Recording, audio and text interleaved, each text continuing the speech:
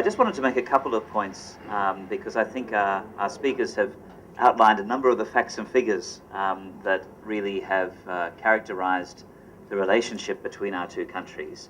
But not many people may realize in India that India is now at the front ranks of Australia's international partnerships. Now, when I say front ranks, I'm meaning that there's probably 5 countries in that top rank, and India is one of those countries as we go forward. We are very much engaged in a process in Australia looking at Australia's position in what we call the Asian century, and we have commissioned a white paper that our Prime Minister has asked to look at and to see how best Australia can be working with what is a movement of the centre of economic gravity towards the Asia-Pacific or the Asia-Pacific region, away from some of the other centres that we have seen previously. So for us, in 2009, when our Prime Ministers agreed in diplomatic terms to have a strategic partnership, we were exceptionally proud.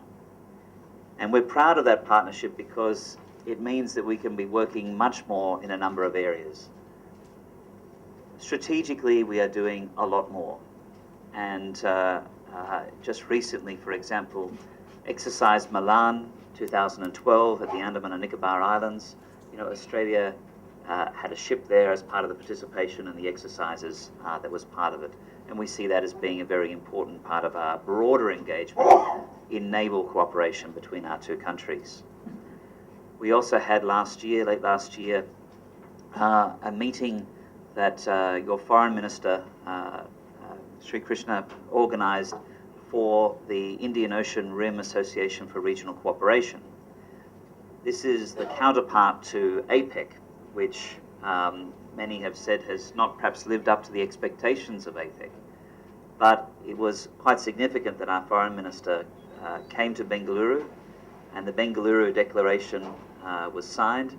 And what's more about that meeting was that India assumed the chair of IRAC, the association that I was mentioning, but Australia assumed the vice chair position. And we see that partnership as being a very important one in being able to take forward cooperation in the Indian Ocean. Essentially what we are seeing is a partnership that's moving forward where not only are we seeing trade go backwards and forwards but increased investment.